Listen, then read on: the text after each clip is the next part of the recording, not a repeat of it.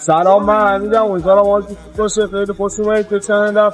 آقا امروز می‌خوام یه پا بزنیش جر بزنیم، یعنی پاره کنیم. همه از دستمون آشنا پشتشمون کنم بنازنمون بیرون. اگر حال کردی با چنل یه لایک و سابسکرایب اونا جاتون نمیره. پوست برس آجی اینو تک پا بزن، بعد اگر تک پاتون یه پا بزنی خیلی بیشتر جوابه. این اگر یه پا بزنی خیلی بیشتر جوابه. میشه طور حالت استقامتی طور باعث میشه دم عضلانی زیاد شه. سعی کن حرکت اول بزنی. چون خودم میزنمش، این مسی بلد نیست بزنه.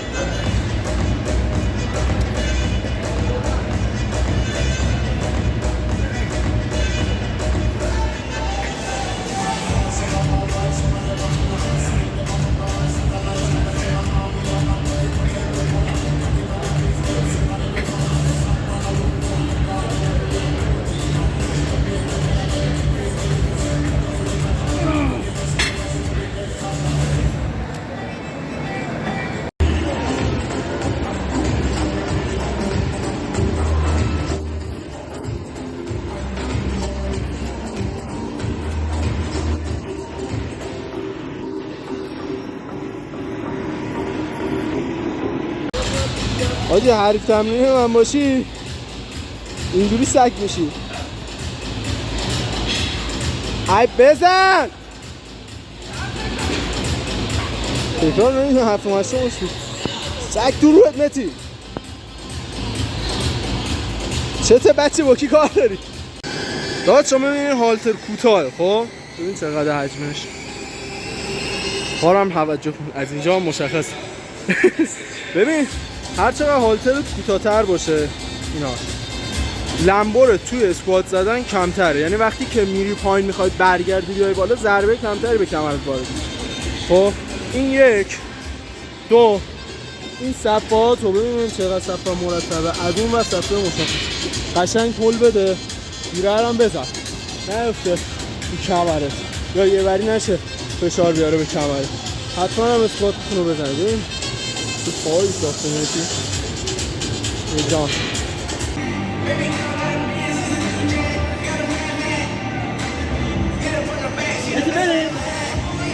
ما جایی نمیریم، تو باید بریم.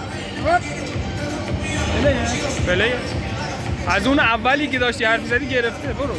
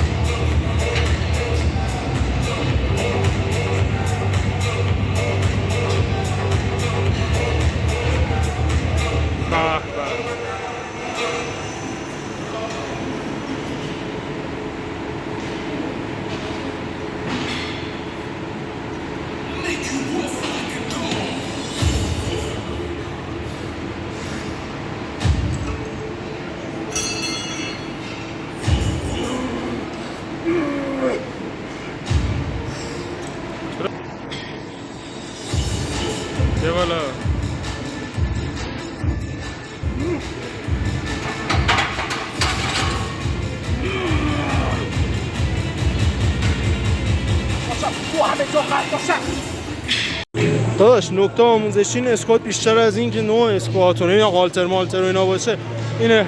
داداش اسکواتتو زدی، وزنتو زدی، وزناتو جمع کن.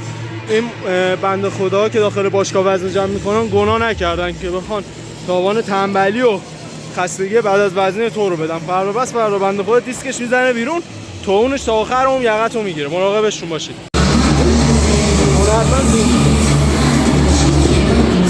پشت پا تعارون نداره، جلو پا تعارون نداره. دستگاه رو تک پا بزن، جلو پا رو تک پا بزن، پشت پا رو تک پا بزن. برو ساما بزن کار گاهی رو تک پا بزن.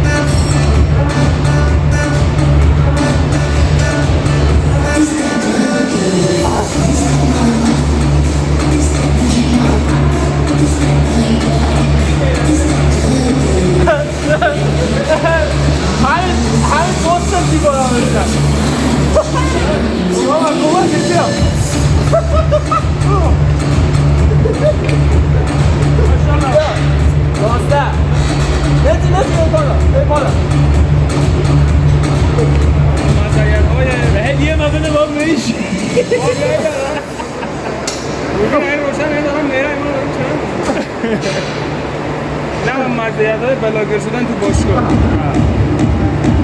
بنچی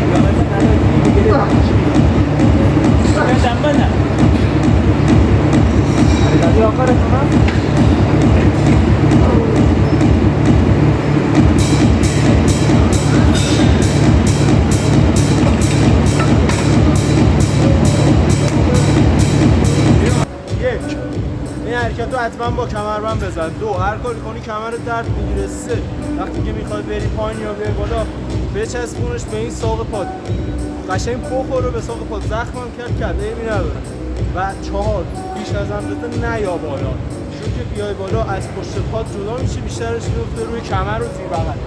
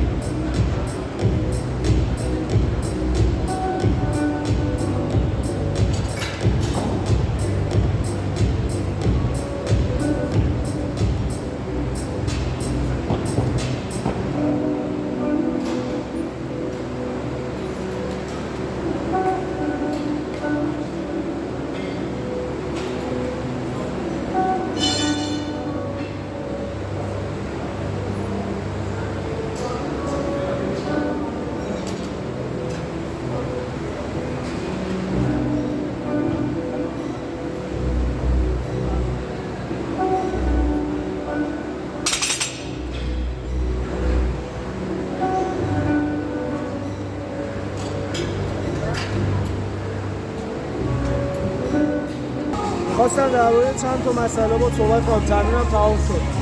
حتما بعد از روز پاهاتو سرد کن.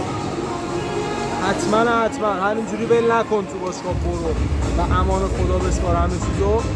2 من روی صحبتم با تو که داشت بابات پولدار نیست. خب اگر بابات پولداره نمیدونم با لکسوس میای باشگاه ما باید کاری نداریم، ولی اگر مثل ما هوندا داری، پراید داری، همین چیه؟ ولی اگر هوندا داری، پراید داری، من با تو دارم صحبت میکنم. خودتو نواز، وا نداری، هیچ کس واسه خودت نداری. تو خب خودت مسئول آرزوهای خودتی، اینقدر قوی بمون تا همه چیز رو درست کنی. بازم مرسی که امروزم کنارم بودی. اگر حال کردی با این ویدیو یه چیزی به اضافه شد، حالا نمیخوام همه چیزو بگم، یه چیز به اضافه شد، یه لایک و سابسکرایب و اینا کلی بهم انرژی میده. روز خوبی داشته باشی. شب و روزت خوش.